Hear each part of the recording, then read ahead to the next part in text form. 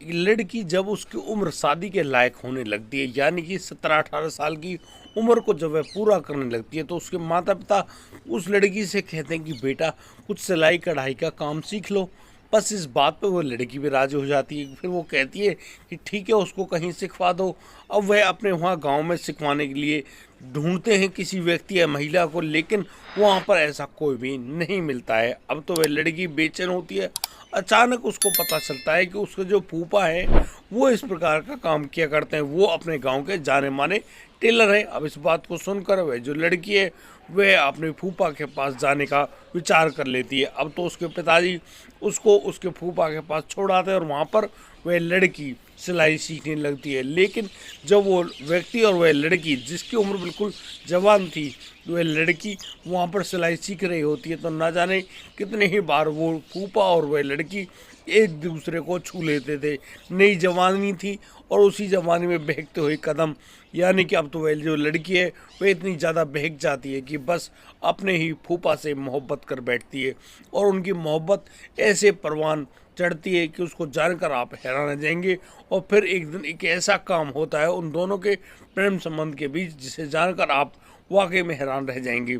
दोस्तों, आपसे विनती है आप इस वीडियो को अंत तक अवश्य देखें। आइए दोस्तों, जानते हैं पूरे मामले में क्या क्या हुआ है। नमस्कार, आदाब, सत श्री अकाल दोस्तों, स्वागत है आपका हमारे यूट्यूब चैनल किस्से क्राइम के। और दोस्तों, अब से वही प्यार भरी गुजारिश, आगे बढ़ने से पहले हमारे चैनल को सब्सक्राइब करना, नोटिफिकेशन की बेल को दबाना बिल्कुल ना भूलें। दोस्तों, आज का बेहद ही हैरान कर देने वाला मामला मथुरा जिले से आया है। मथुरा जो कि उत्तर प्रदेश का एक बड़ा ही जो जिला है, जहाँ पर भगवान श्री कृष्ण की जन्मभूमि है, जहाँ इनके पास वृंदावन धाम पड़ता है, यानी कि बहुत सारी ऐसी जगह जिस वजह से वो मथुरा पूरे विश्व में प्रसिद्ध है। मथुरा जिले का एक गांव, जहां पर वह लड़की जिसका नाम सोनिया होता है, सोनिया अपने माता पिता अपने भाई बहनों के साथ रहती है। लेकिन धीरे धीरे तो समय बीतता है और समय बीतने के साथ साथ उस लड़की की उम्र भी बढ़ रही होती है। जब वह लड़की इस करीब 17-18 साल की हो जाती है, तब उसके माता पिता कहते हैं कि बेटी आपको एक ना एक दिन तो पराए घर जाना ही है, यानी कि तुम्हारा घर बसा रहा है, लेकिन तुम वहाँ ऐसे ही थोड़ी जाओगी। कम से कम तुम कुछ सिलाई कढ़ाई कुछ तो सीख लो। यदि तुम ऐसा सीख लेती हो तो तुम अपने घर में अपने हाथ की दस्तकार बन जाओगी, और फिर एक ऐसी नौबत तुम्हें जीवन में कभी नहीं आएगी जिसकी वजह से तुम्हें दुखी होना पड़े, यानी कि तुम कमाकर अच्छे ढंग से खा पी लोगी। बस इस बात पर वह लड़की भी गौर करती है और वह अपने माता पिता से कहती है कि तुम उसके लिए कोई लड़का या लड़की या महिला को ढूंढ लो जो उसे सिलाई सिखा दे। लेकिन यहाँ पर उनके गांव में ऐसी कोई भी महिला या पुरुष नहीं होता जो कि वहाँ उस लड़की को सिलाई सिखा दें। एक दिन की बात, जब वो लड़की अपनी बुआ से बात कर रही होती है, तो उसको मालूम चलता है कि उसके जो फूफा हैं वह यही काम करते हैं, यानी कि उनके उनके दुकान में एक सिलाई की बहुत ही अच्छी दुकान है, और वह जो फूफा हैं वह महिलाओं के कपड़े सिलते हैं। बस इस बात की खबर पाकर वह सोनिया अपने पिता से कहती है कि वो क्यों ना उस लड़की को अपने फूफा जी के वहाँ छोड़ क्यों ना आए। बस इस बात पर उसके पिता राजा राम भी मान जाते हैं और बस अपनी लड़की सोनिया को लेकर उसके फूफा राजेश के पास उसके घर ले जाते हैं। यहाँ अपने भुआ फूफा के बीच में ये लड़की सोनिया रहती है और बस इसी प्रकार से अपना काम किया करती है। जिस तरह से उनका ये काम चल रहा है, यानी कि वह लड़की बारीकी से उस सिलाई कढ़ाई को सीख रही है, और जिस तरीके से वह राजेश उस सिलाई को सिखाता है, यहाँ पर उन दोनों की बहुत सारी बातें होती है। आखिर उस दुकान में कोई और आदमी तो आता नहीं, ग्राहक आते हैं, आकर चले जाते हैं, अपना जो कपड़े वगैरह उनको सिलने के लिए देते हैं।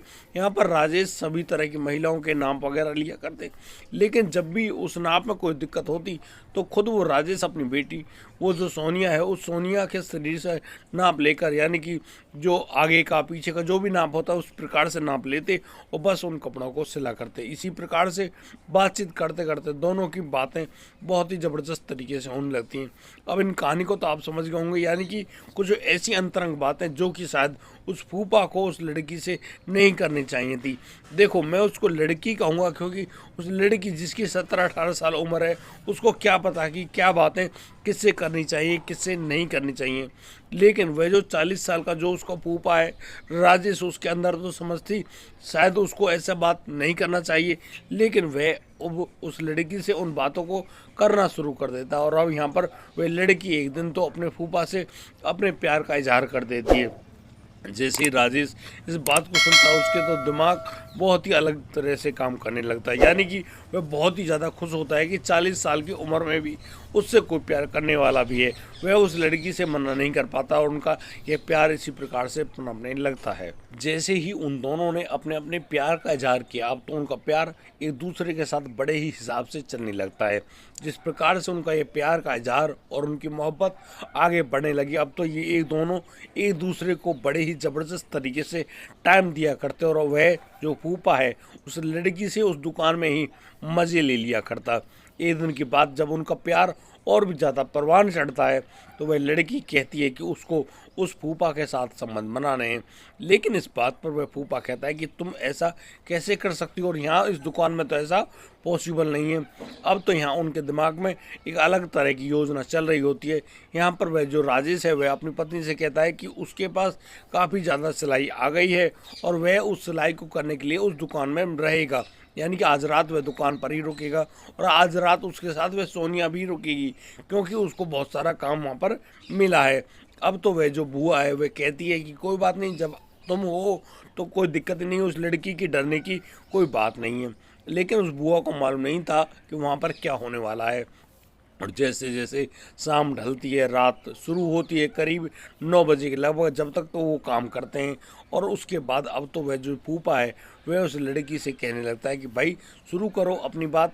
अब यहाँ पर वह लड़की बड़े ही बेखौफ तरीके से उस फूफा के सामने निर्वस्त्र हो जाती है और अब तो उस फूफा और भतीजी के बीच में इस प्रकार से प्रेम प्रसंग फैलने लगता है, बनने लगता है, यानी कि दोनों बड़े ही ज़बरदस्त तरीके से मज़े करने लगते हैं। यानी कि वह तो जो 18 साल की लड़की, उसको तो शायद नहीं पता था कि वह कर क्या रही है, लेकिन वह फूफा अपने आप पर काबू नहीं रख पाता है और अपनी भतीजी को शारीरिक सुख देता है। जिस प्रकार से उनका वह संबंध बना, अब तो उनका रोज़ रोज़ का कार्य सा बन गया था, क्योंकि नए बच्चे में इतनी समझ नहीं होती कि इसका परिणाम क्या होगा। जिस प्रकार से उनका ये संबंध बनता है, अब तो वह जो लड़की है उसका समय आ जाता है अपने घर जाने का, लेकिन वह बार बार जिद करती कि उसको अपनी बुआ और फूफा के साथ ही रहना है, लेकिन उसने इस बात को किसी को उजागर नहीं किया था। एक दिन की बात जब राजाराम अपनी बेटी सोनिया को अपने साथ अपने घर ले जाते हैं तो सोनिया वहां पर, अब सोनिया के रिश्ते की बात चल रही होती है, लेकिन रिश्ते की बात तो तब होना जब वह लड़की राजी हो। लेकिन जो सोनिया है वह लगातार अपने माता पिता से मना कर रही होती है कि उसको शादी नहीं करनी। यहाँ पर उसके माता पिता कहते हैं कि बेटा ऐसी क्या बात हो गई जो तुम ये काम करने के लिए मना कर रही हो? भाई बेटी तो किसी की भी घर में नहीं रहती, शादी तो तुम्हें करनी होगी। सोनिया अपने माता पिता से कहती है कि वह शादी नहीं कर सकती क्योंकि अभी उसकी इच्छा नहीं है, वह शादी नहीं करना चाहती, उसे कुछ समय के लिए और रुकना है। दरअसल वह जो लड़की सोनिया है वह अपने माता पिता से इस बात को बिल्कुल भी नहीं बताती है कि उसके फूफा के साथ अवैध संबंध हो गए हैं और अब तो वह दिन रोज़ बस ऐसे ही अपने फूफा के पास जाने की कोशिश में लगी रहती है। जिस प्रकार से उनका ये प्रोग्राम चल रहा है, अब तो वह जो बुआ है वह अब उस लड़की का बार बार उसके घर में आने का जो मामला है उसको समझ नहीं पाती और वह राजेश से पूछ बैठती है कि भाई ये लड़की बार बार यहाँ आने की जिद क्यों करती है। लेकिन राजेश कहता है कि इस लड़की को कुछ ना कुछ सीखना होगा, इसी वजह से ये यहाँ पर आना चाहती है। इस प्रकार की बातों को तो बता देता है वह राजेश, लेकिन राजेश अपनी सच्चाई को नहीं खोलता है। एक दिन की बात जब वह सोनिया अपने फूफा के घर पर आई हुई होती है और वहाँ उन दोनों के बीच में इसी प्रकार का ये प्रेम प्रसंग फैल रहा होता है, यानी कि दोनों के बीच में संबंध बन रहा होता है। उसी दिन अब वह जो राजेश की पत्नी यानी कि सोनिया की जो बुआ है जिनका नाम प्रेम है, वह खाना लेकर उन दुकान पर पहुंचती है। जैसे ही सोनिया की बुआ उस दुकान पर पहुंचती है तो वह पाती है उस दुकान के दोनों गेट अंदर से बंद हैं। अब यहाँ पर वह जो महिला है प्रेम आगे से उस जो छोटी सी विंडो होती है, जो छोटा सा जंगला है, उसमें से झांक कर देखती है तो वह दंग रह जाती है। दरअसल उसका जो पति राजेश है अपनी ही भतीजी के साथ संबंध बना रहा होता है। इस बात को देखकर अब तो उस महिला से रुका नहीं जाता और वह बहुत ही ज़ोर ज़ोर से वहाँ पर गेट को बजाने लगती है। उस गेट को इतनी ज़बरदस्त तरीके से बजाया जाता है, अब तो वो दोनों बहुत ही जल्दी करते हैं और फिर वह राजेश भड़कता हुआ आता है और वह ज़ोर से चिल्लाता है कि भाई बताओ क्या बात है। लेकिन यहाँ जो उनकी पत्नी प्रेम है सोनिया में दो 3 थप्पड़ इतनी जोर से देती है कि वह जो लड़की सोनिया वहीं पर बेहोश होकर गिर जाती है। लेकिन जैसे ही राजेश ने वह गेट खोला, अब तो वह जो प्रेम है वह दंदनाती हुई अंदर जाती है और बस अंदर जाकर उस लड़की सोनिया के ऊपर बरस पड़ती है। वह सोनिया में कुछ थप्पड़ लगाती है और लेकिन उसके दिमाग में तो खून ही सवार था। अब तो वह जो भुआ है वहीं जो मशीन के पास रखी हुई कैंची को अपने हाथ में उठा लेती है और उसी कैंची से वार कर बैठती है उस लड़की सोनिया के ऊपर। और अब उस सोनिया के ऊपर इतना ज़बरदस्त तरीके से वार किए जाते हैं कि अब तो उस लड़की सोनिया का खून वहीं पर बहने लगता है और उसकी दर्दनाक मौत हो जाती है। जैसे तैसे हुए राजेश अपनी पत्नी प्रेमवती को मारता पीटता रोकता है, उससे कहता है कि तुम ऐसा क्या कर रही हो, क्यों कर रही हो। लेकिन यहाँ तो उस लड़की महिला प्रेमवती के दिमाग में बहुत ही बुरी तरह से खून सवार था और उसी बात के चलते अब तो जो प्रेम ने अपनी जो भतीजी सोनिया है उसकी जान ले ली। जिस प्रकार से यहाँ पर पूरा वे है कांड हुआ, अब तो पुलिस के पास फ़ोन कर दिया जाता है और पुलिस को भी मौका वारदात पे बुला लिया जाता है। जैसे ही वहाँ पुलिस आई, यहाँ पर जो राजेश की पत्नी प्रेम है वह अपना इकबाले बयान देकर उस लड़की की हत्या करने की बात को स्वीकार कर लेती है। लेकिन वह यहाँ पर बताती है कि असलियत में इस जो पूरे कांड को करने वाला उसका पति राजेश है। दरअसल इसका जो पति राजेश है वह अपनी भतीजी पर अपनी नीयत खराब करने लगा था और उसके साथ शारीरिक संबंध बनाता है। यहाँ पर प्रेम बताती है कि वह तो लड़की है जिसकी उम्र मात्र 20 साल भी नहीं हुई है, लेकिन यह व्यक्ति जिसकी उम्र करीब 40 साल है उसने उस लड़की के बहते कदमों को नहीं रोका और ना ही उससे कहा कि तुम ऐसा क्यों करना चाहती हो। वह भी उसी लड़की के साथ लड़का बन गया। शायद ये काम इसको नहीं करना चाहिए था। बस इन प्रकार की दलीलों को देते हुए अब तो पुलिस उस प्रेम को गिरफ्तार करते हुए ले जाती है। लेकिन यहाँ पर अकेला वह राजेश ऐसे ही देखता रह गया, यानी कि वह बहुत ही ज़्यादा दुखी और परेशान हो गया। लेकिन पूरे गांव में उसकी जिस प्रकार से थू थू हुई, यानी कि अब तो उसकी दुकान भी बंद हो गई, कोई भी महिला या पुरुष उसके पास सिलाई के लिए नहीं आता। वह अकेला दुखी होते हुए अपने घर में ऐसे रह गया जैसा उसका कोई भी ना हो। यानी कि अब तो उसके जो बच्चे हैं वो भी उसको हीन दृष्टि से देखा करते हैं। बहुत ही भयानक कंडीशन उस व्यक्ति के साथ हो गई थी, यानी कि वह कहीं पर मुंह दिखाने के लायक नहीं बचा था।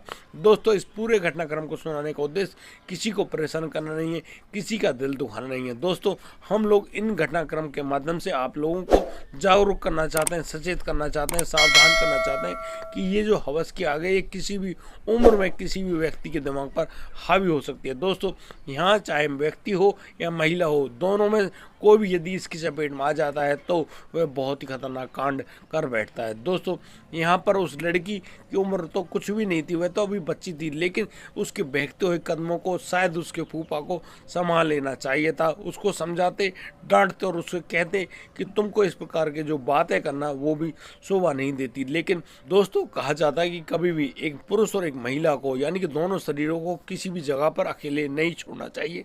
चाहे वो पिता बेटी हो या फिर माँ बेटा हो या फिर कोई और संबंध हो, उनको कभी भी एक साथ एक कमरे में ऐसे नहीं छोड़ना चाहिए, क्योंकि इस प्रकार के जो शारीरिक आकर्षण है वो तो उनमें होकर रहेंगे।